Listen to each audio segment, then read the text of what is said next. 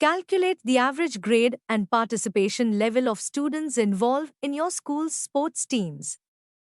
To calculate the average grade and participation level of students involved in the school's sports teams, we can follow a similar approach to the one used for the music program, but with data relevant to sports activities. Here's how you can approach this problem. Step 1. Collect the data. You need two sets of data. One is grades. These are likely to be numerical scores or letter grades A, B, C, etc. that reflect the academic performance of each student. And second is participation level. This could be measured in various ways, such as attendance at practice sessions, participation in games, or a subjective assessment by coaches.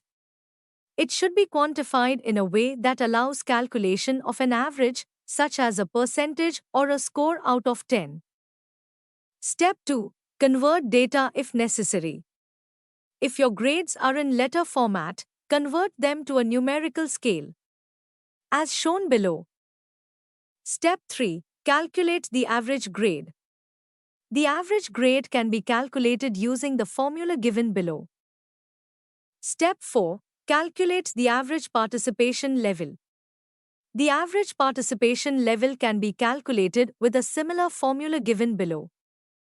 Following these steps, you can calculate the average grade and participation level of students involved in the school's sports teams.